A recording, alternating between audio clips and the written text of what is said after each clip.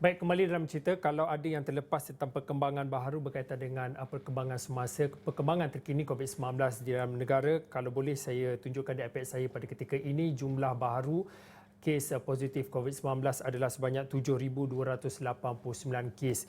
Kalau diikutkan, hari ini adalah hari ke-7 negara mencatatkan angka lebih pada 6,000. 6 hari berturut-turut sebelum ini melebihi 6,000. Hari ini sekali lagi mencatatkan angka paling tinggi iaitu 7,289. Kalau diikutkan pecahan ikut negeri, kalau diikutkan negeri paling tinggi adalah negeri Selangor iaitu 2,642 bagi kes positif COVID-19, diikuti dengan negeri-negeri yang lain.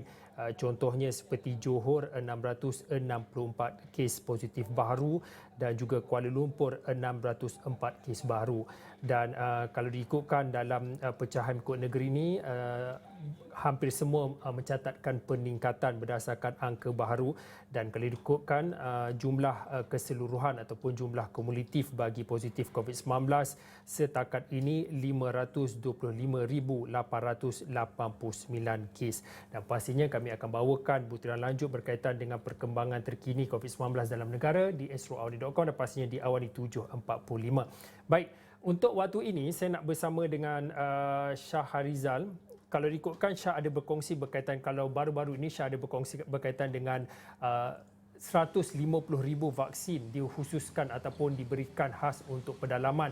Tetapi beberapa minit sebelum kami nak bersiar ni, Shah ada katakan kepada kami sebenarnya angka itu sudah pun meningkat berdasarkan perkembangan semasa berkaitan dengan pendaftaran bagi program vaksin di Sabah secara khususnya. Mungkin sebagai permulaannya, mungkin boleh dikongsikan berkaitan dengan program imunisasi COVID-19 kebangsaan secara keseluruhannya di Sabah pada waktu ini. Baik Fauzi, terima kasih Fauzi. Apa yang kita boleh kongsikan sebenarnya setakat ini, apa yang dimaklumkan untuk kawasan pedalaman bagi zon yang melibatkan Keningau, Tambunan, Tenom dan juga Nabawan, ini sebenarnya ada peruntukan sekitar lebih daripada 200,000 vaksin disediakan. Dan dalam jumlah tersebut sebenarnya juga diperuntukkan untuk sekitar 50,000 penduduk bukan warga negara juga termasuk di dalam fokus ataupun pemberian vaksin untuk kawasan pedalaman yang melibatkan 4 daerah ini. Dan tapi kalau ikut secara keseluruhan pemberian vaksin tersebut, sebenarnya kerajaan negeri telah memperuntukkan hampir 4 juta vaksin untuk negeri Sabah ini. Dan kalau ikutkan dua vaksin yang akan diberikan, iaitu kedua-duanya adalah merupakan Pfizer, dan pastinya Pfizer dan juga Sinovac ini akan disalurkan. Dan fasa kedua sebenarnya berlangsung, fasa kedua untuk warga emas dan juga mereka yang berusia 18 tahun ke atas baru saja bermula, dan ada yang bermula pada penghujung April lalu di kawasan pedalaman ini. Dan sebelum ini kita ada bawakan perkembangan ini berkenaan dengan pemberian vaksin di kawasan Keningau, dan juga kita bawakan juga perkembangan di kawasan Tenom yang mana telah mewujudkan satu inisiatif yang pertama seumpamanya di negeri Sabah ini, iaitu berkenaan dengan mobile vaksin, yang mana mereka ini akan buat program outreach yang menghala kepada penduduk-penduduk di kawasan pedalaman, kerana mereka yang berada di pedalaman tidak dapat untuk mengisi MySejahtera, kerana ada di kalangan mereka yang tidak tahu sebenarnya Fauzi bagaimana untuk mengisi aplikasi MySejahtera tersebut, kerana tidak semuanya celik IT, dan kebanyakan mereka ada juga yang segan bertanya dan ada juga yang tidak mahu tahu berkenaan dengan vaksin ini kerana kurangnya pendedahan tersebut. Dan hari ini sebenarnya kita melakukan tinjauan di salah sebuah daerah yang dikategorikan sebagai zon pedalaman, dan mungkin selepas ini, sebenarnya mungkin besok ataupun lusa, kami akan meninjau juga di kawasan sebuah lagi kawasan pedalaman, iaitu di Nabawan.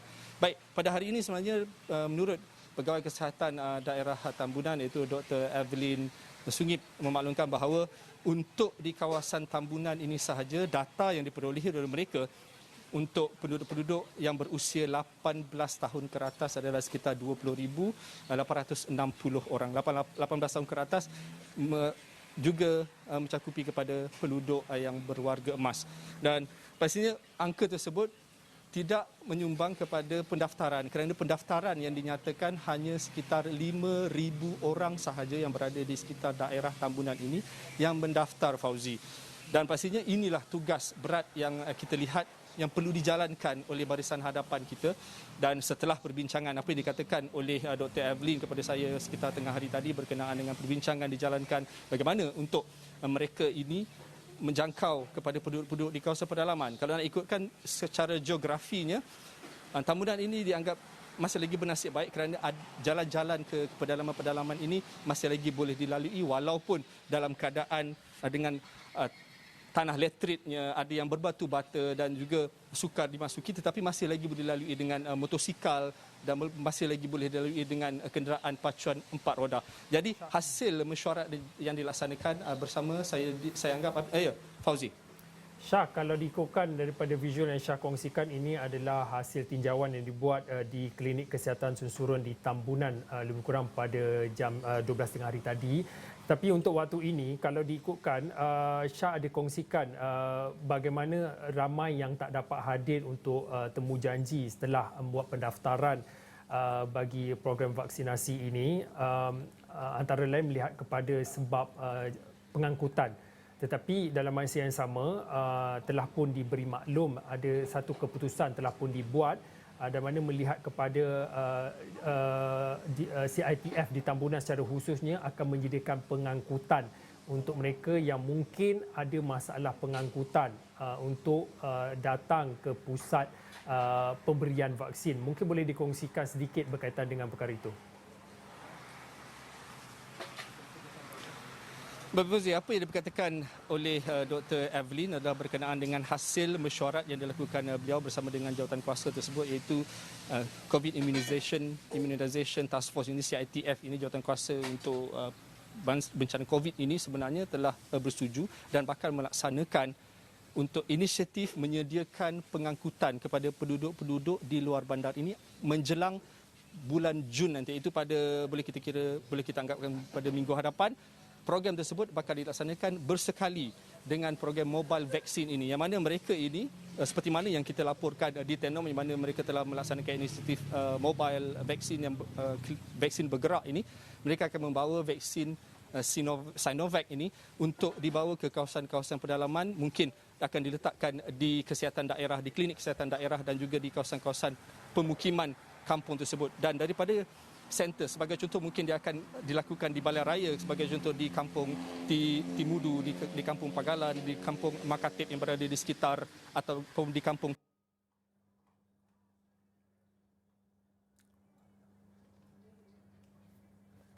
Okey, baik, mungkin kita ada masalah sedikit daripada segi komunikasi bersama dengan Syahrizal, tapi sudah tentu Syahrizal akan bawakan perkembangan ini, laporan berkaitan dengan tinjauan yang beliau lakukan khususnya melihat kepada program pemberian vaksin di Klinik Kesihatan Sunsurun Tambunan.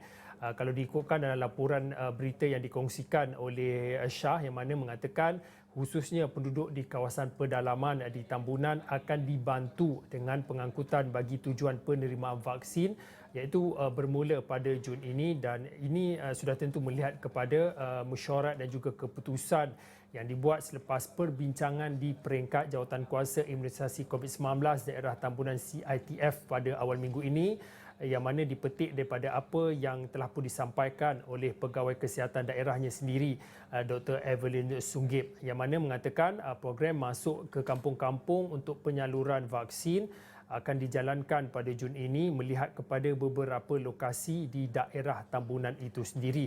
Dan juga difahamkan selain daripada melihat kepada inisiatif yang dilakukan daripada peringkat jawatankuasa, ada satu perkara lagi yang perlu kita beri tumpuan dan kita beri sorotkan, antara lain selain pada membuat taklimat bagi proses pendaftaran dan seterusnya pemberian vaksin pada hari yang sama.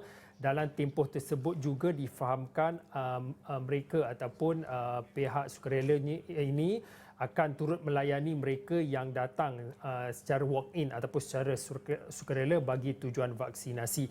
Dan perkara ini dan juga laporan ini akan dibawakan oleh Syah dalam Awani Borneo pastinya, dan khususnya di esroawani.com. Saya kira itu saja untuk waktu ini, cerita-cerita di sebalik berita.